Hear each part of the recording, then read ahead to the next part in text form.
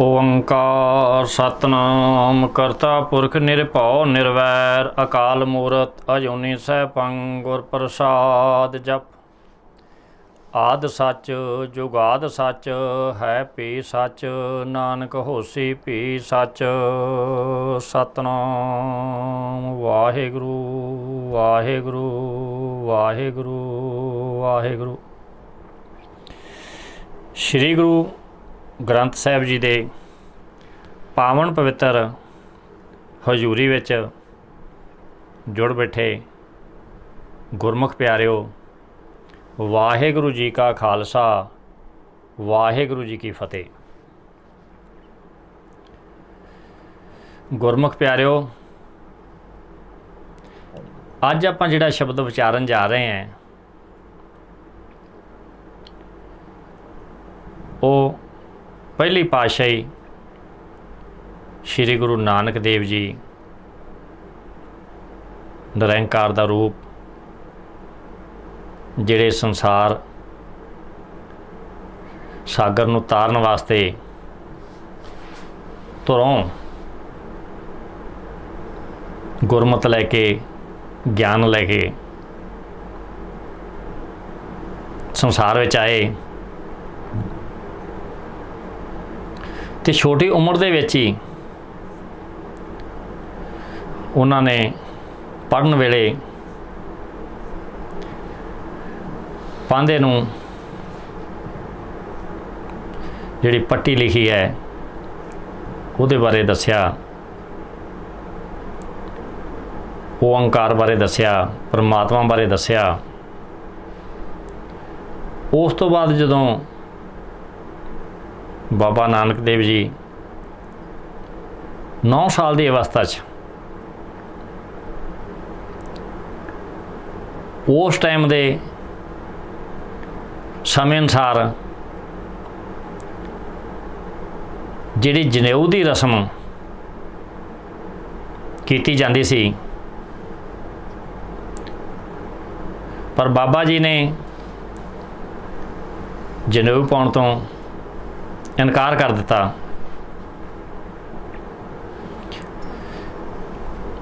जिहड़ा सतगुरां ने उस टाइम शब्द उचारिया, गुरु कृपा सदका अज आपां उस शब्द की विचार करनी है। श्री गुरु ग्रंथ साहिब जी तो सेध लैके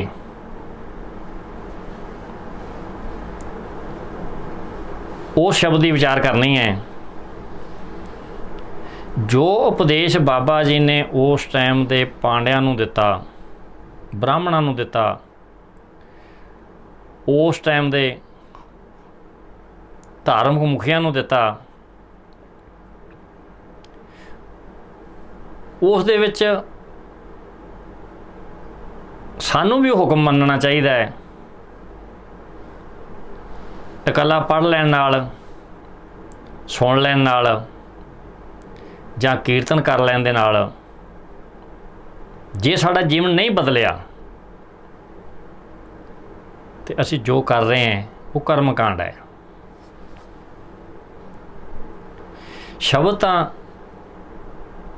बहुता ज़्यादा वड्डा नहीं, जिहड़ा कि 471 अंग ते श्लोक महला पहला दे विच सतगुरु नानक देव जी ने उचारिया है। पर गुरु ग्रंथ साहिब जी तो सेध लैके इस छोटे दे शब्द नूं विचारदिआं हो सकदा काफ़ी समा लग जावे, एक भाग दे विच इहदे अर्थ पूरे ना होण।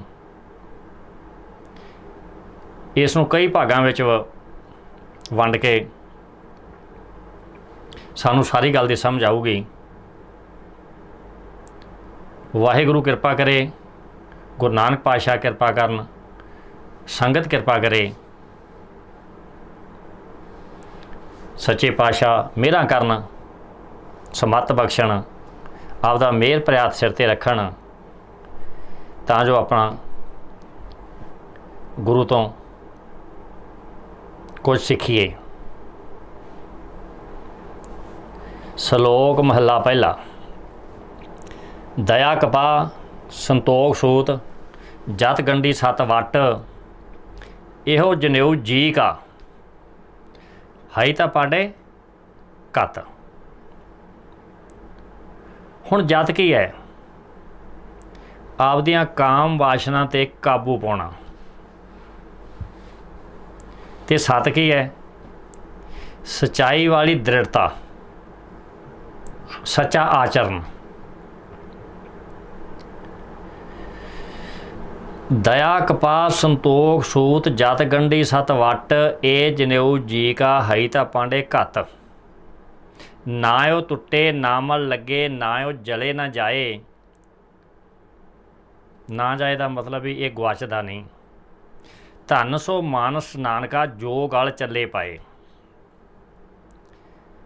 ਚੌਕੜ ਮੂਲ ਅਨਾਇਆ ਬਹਿ ਚੌਕੇ ਪਾਇਆ, ਸਿੱਖਾ ਕੰਨ ਚੜ੍ਹਾਈਆ ਗੁਰ ਬ੍ਰਾਹਮਣ ਥਿਆ। ਵੀ ਜਿਹੜਾ ਸੀ ਬ੍ਰਾਹਮਣੋਂ ਗੁਰੂ ਬਣ ਗਿਆ। ਉਹਨਾਂ ਨੇ ਕੰਨ ਦੇ ਵਿੱਚ ਉਪਦੇਸ਼ ਤੇ ਸਿੱਖਿਆ ਦੇ ਕੇ, ਪਰ ਗੁਰੂ ਸਾਹਿਬਾਂ ਦੇ ਉਹ ਮੂਆ ਉਹ ਝੜ ਪਿਆ, ਵੇ ਤੱਗਾ ਗਿਆ। ਆਂਦੇ ਜਦੋਂ ਜੀਵ ਮਰ ਗਿਆ ਤੇ ਜਨੇਊ ਇੱਥੇ ਰਹਿ ਗਿਆ, ਤੇ ਜੀਵ ਬਿਨਾਂ ਤੱਗ ਤੋਂ ਜਾਂਦਾ ਹੈ। ਇਸ ਤੋਂ ਅੱਗੇ ਮਹੱਲਾ ਪਹਿਲਾ।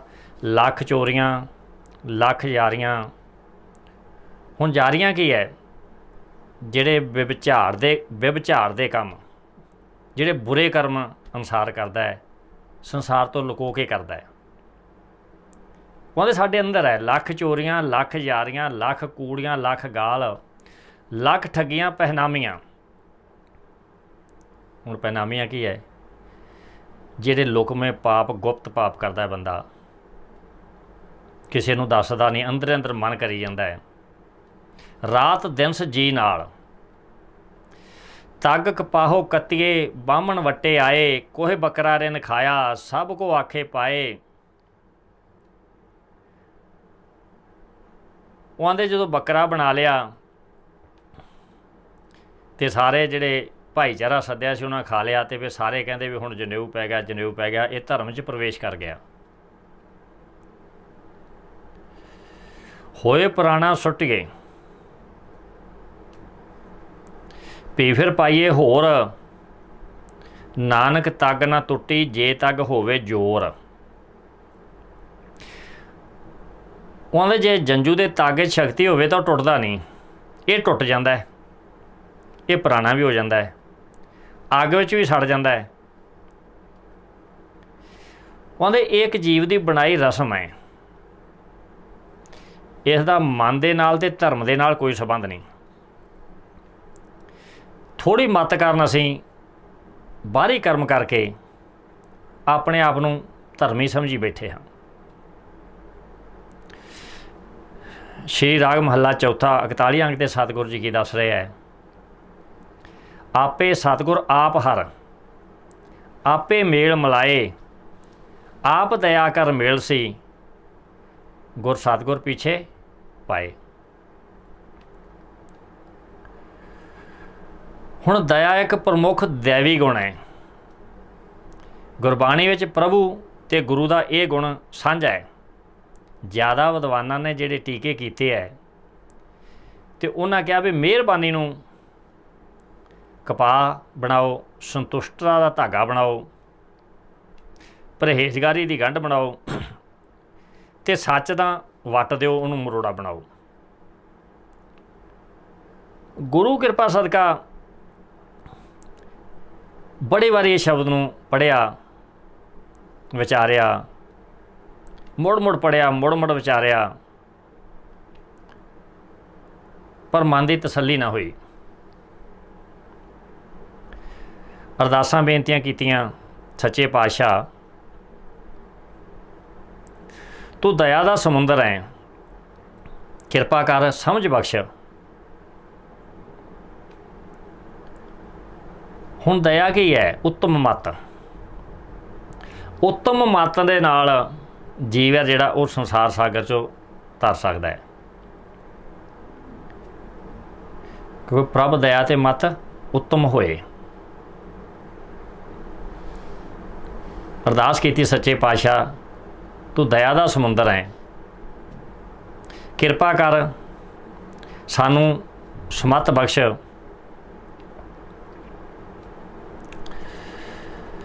आंदा मुड़ मुड़ के पढ़िया तो विचारिया, अरदासां बेनतियां कीतियां, सच्चे पातशाह किरपा करके समझ बख्श, तां जो जिहड़ा सिख जगत है हुण 550 साला श्री गुरु नानक देव जी का प्रकाश उत्सव मना रहा है, उहदे च मैं गरीबी को हिस्सा पा सकां। कोई जिहड़ी तुहाडी रची बाणी है इहदे जीवन जोगत नूं कमा सकां, ते साडी गरीबां निमाणियां नताणियां दी घाल भी जिहड़ी है वो थां पै सके। दया दे दाता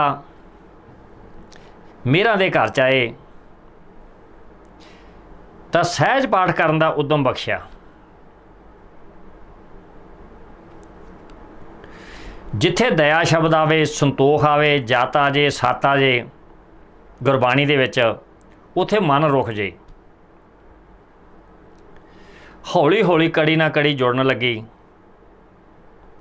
होर यतन शुरू हो गए। हर वेले इस शब्द की जिहड़ी विचार सी वो हिरदे दे विच चलदी रहे, ते जिहड़ी किसी चीज़ नाल साडा प्रेम हो जाए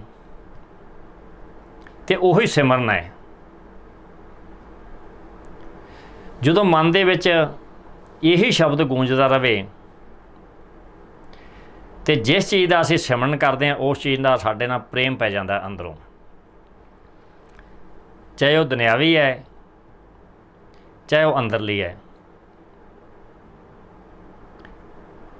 हौली हौली सतगुरां किरपा कीती, अज होर कल होर अर्थ आने शुरू होए। हुण जिन्नी कि सतगुरां सोझी दिती है उस अनुसार अज असीं इस शब्द का विचार करांगे, क्योंकि गुरु ग्रंथ साहिब जी दे विचों असीं होर शब्द लैणे हैं, वो विचारने हैं। ये काफ़ी समा इहदे ते लग सकता है। आओ यतन करिए। वाहिगुरु साडे ते किरपा करन।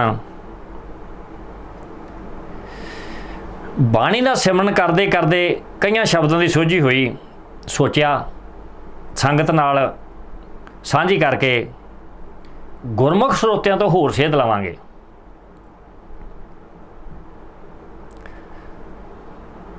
प्रभ दया ते मत उत्तम होए, जो सुखमनी साहब दे विच आया, इत्थे आके मन रुक गया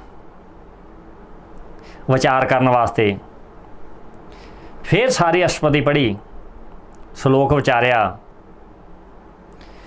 इस अष्टपदी के 8वें पदे दे विच सतगुरु जी की समझा रहे हैं? आप जपाए जपे सो नाओ, आप गवाए सो हर गुण गाओ। प्रभ किरपा ते होए प्रगास, प्रभ दया ते कमल विगास। प्रभ सो प्रसन्न बसे मन सोए, प्रभ दया ते मत उत्तम होए। सर्ब निधान प्रभ तेरी मया, आपू कछु ना किन्हू लया। जित जित लावो तित लगे हर नाथ, नानक इनके कछु ना।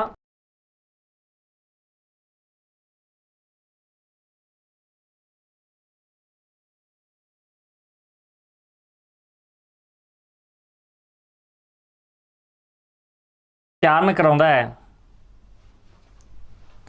उही उसका सिमरन करता है। केवल उही प्रभु का जस गैन करता है जिस पासों खुद परमात्मा कराउंदा है। प्रभु की दया मेहर सदका मन च ज्ञान हुंदा है, ਸਾਹਿਬਾਂ ਦੀ ਮਿਹਰ ਦੇ ਨਾਲ ਹਿਰਦੇ 'ਚ ਵਿਗਾਸ ਚਾਓ पैदा हो जाता उस ज्ञान नूं कमाउण वास्ते। हुण जिहड़ी दया है ये गुरबाणी का ज्ञान है, क्योंकि परमात्मा जिहदे ते दया करदा है उहदी मत उत्तम हो जाती है।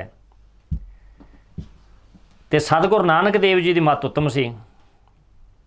जिन्हां भगतां की गुरबाणी रची है, गुरसिखां की बाणी रची है, उन्हां दी मत उत्तम सी। दीवे दे नाल दीवा जगदा है। उत्तम मत तो सेध लैके असी आपदी मत उत्तम करनी है। किसी ने कोई अर्थ कीते सब प्रवान है, क्योंकि जिहो जी परमात्मा ने मत दिती उहो जे सानू गुरबाणी सेध दिंदी है, उहो जे साडे अंदर अर्थ आउंदे है। भाई गुरदास जी ने दस्सिया है भी जदों मींह पैंदा है, जेकर वो मींह की जिहड़ी सवांती बूंद है वो बूंद बबीहे दे अंदर जाती रहे तो उहदा होर रूप है उहनूं शांत कर दिंदी है। जे उही सवांती बूंद सिप दे विच जाती रहे तो वह मोती बन जाता है। उही बूंद केले दे बूटे 'च जाती रहे तो कपूर बन जाता है। उही बूंद जे गिद्दड़ दे मूँह 'च जाती रहे तो हल्क जाता है। इस तरह उही सवांती बूंद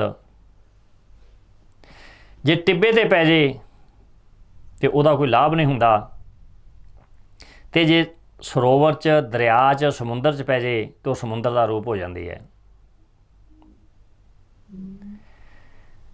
जे सवांती बूंद सप दे मूँह च जाती रहे तो जहर बन जाती है। भाई गुरदास जी ने समझाया है भी जिहड़ी गुरमत है ये रब्बी उपदेश है, ये रब्बी हुक्म है। जिहो जे साडे हिरदे की अवस्था है उहो जिहे अर्थ सानू परमात्मा दिंदा है। जदों असीं संगत करांगे, गुरमत की संगत करांगे,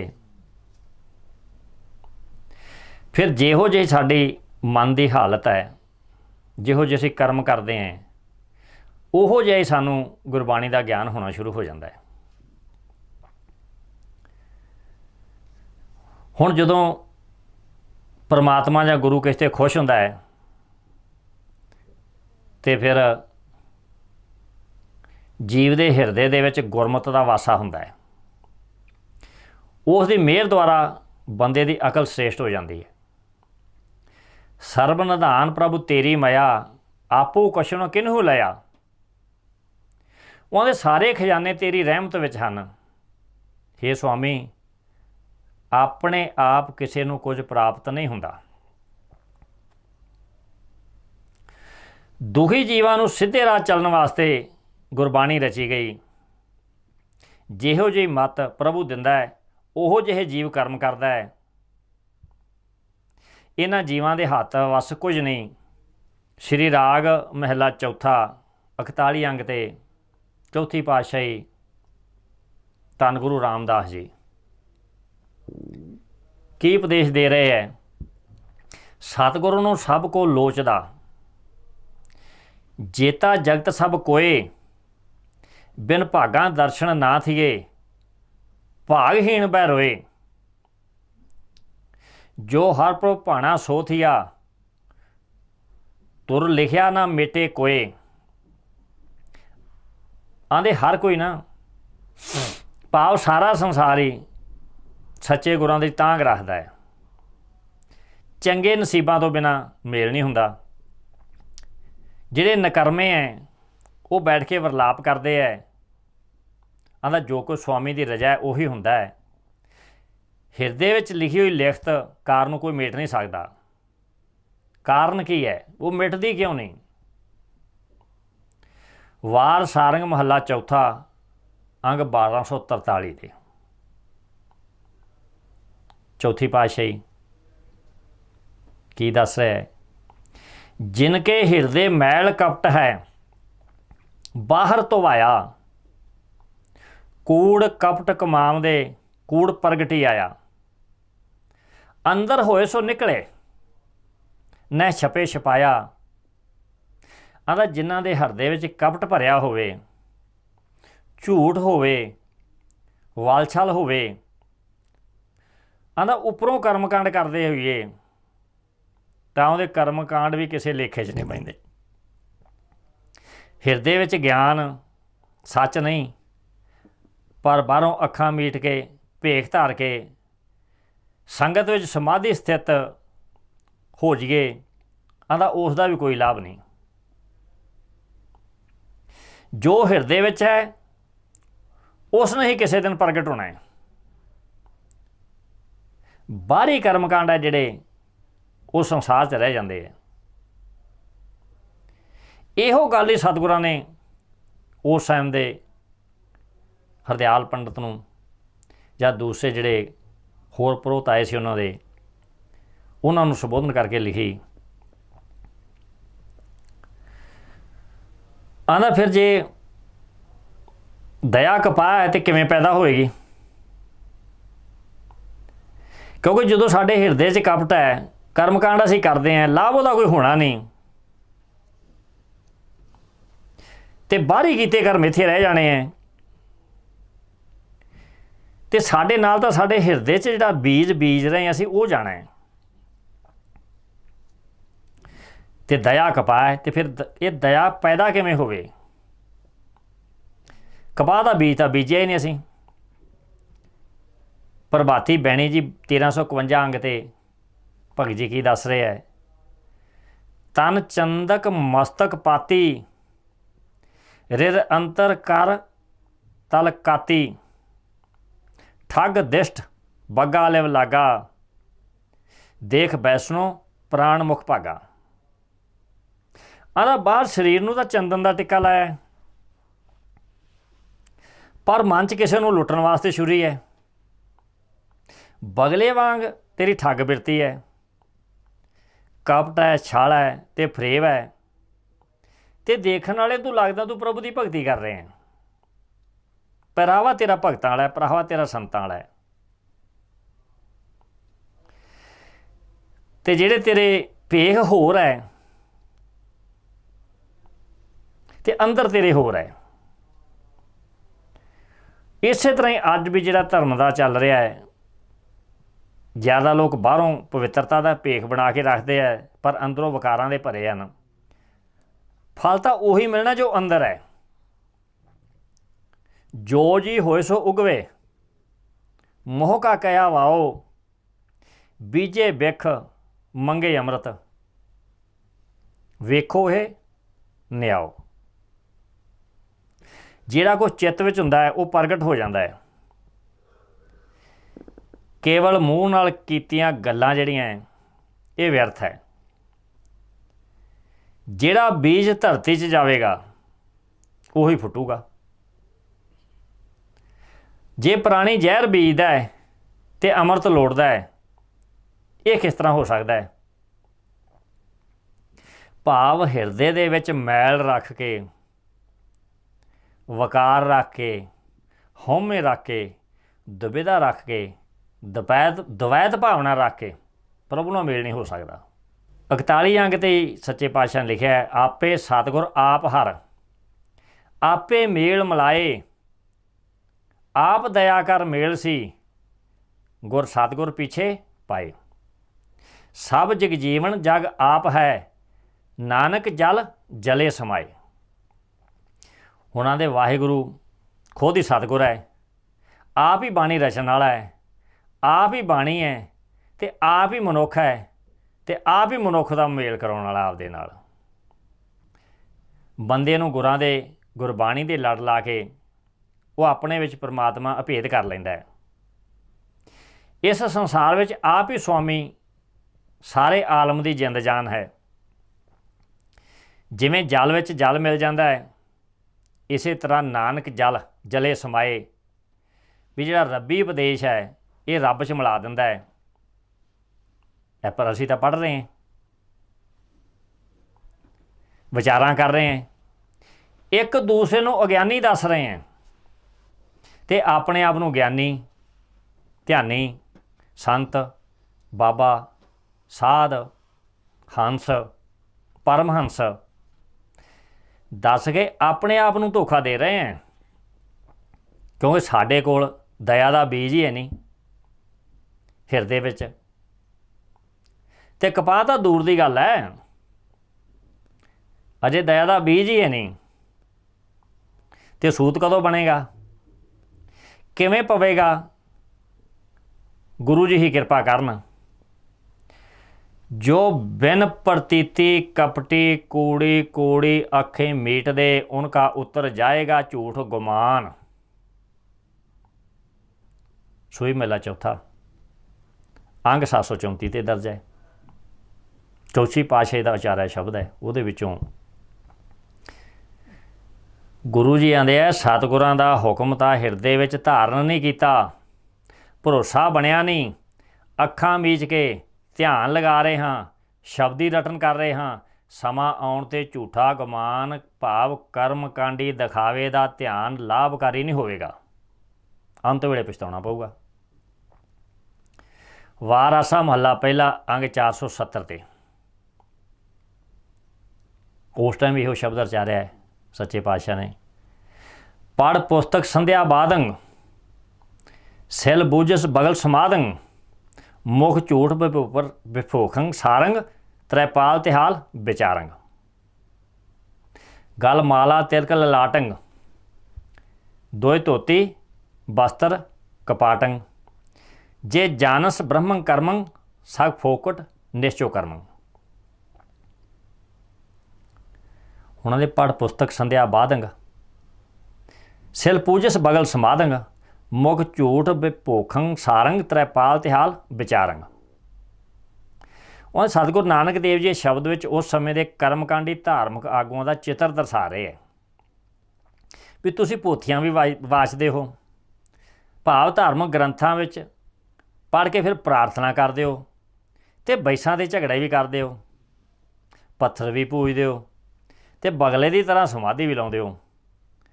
अपने मूँह नाल तुसीं कूड़ नूं परम श्रेष्ठ बना के, जिवें सुनियारा सोने के गहने बना के पेश करता है, तो आंदा वो भी तुसीं झूठा प्रचार भी करते हैं।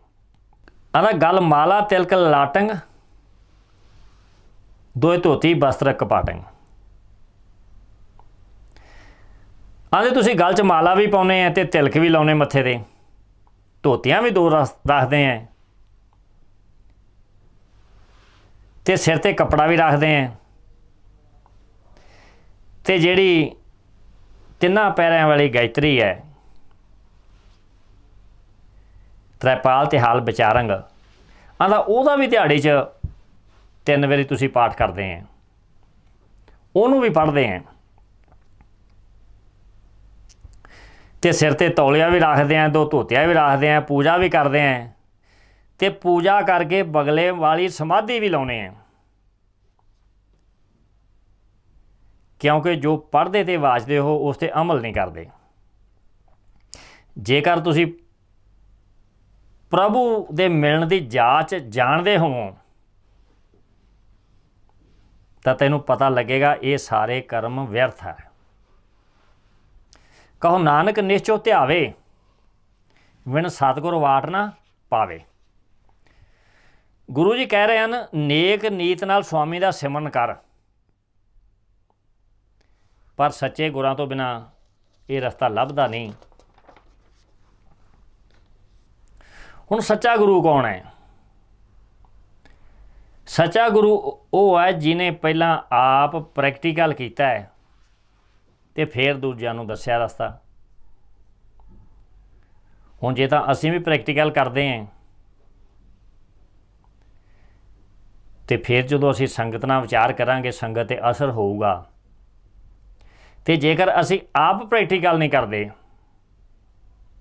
जिहड़ा कोई कथा कर रहा है, कोई कीर्तन कर रहा है, कोई विचार कर रहा है, कोई लिखती लेख लिख रहा है, कोई विद्वान है, कोई रागी है, कोई ढाडी है, जेकर उन्हें आप हुक्म नूं मन्निया नहीं तो फिर उसका संगत नूं कोई ज़्यादा लाभ नहीं हुंदा। ਅੱਗੇ ਪੌੜੀ ਵਿੱਚ ਸਤਿਗੁਰਾਂ ਨੇ ਦੱਸਿਆ ਹੈ ਸੰਸਾਰੀ ਜੀਵਾਂ ਨੂੰ ਵੀ ਜਿਹੜੇ ਸੋਹਣੇ ਕੱਪੜੇ ਹੈ ਇਹ ਇੱਥੇ ਛੱਡ ਕੇ ਤੁਰ ਜਾਣਾ ਹੈ।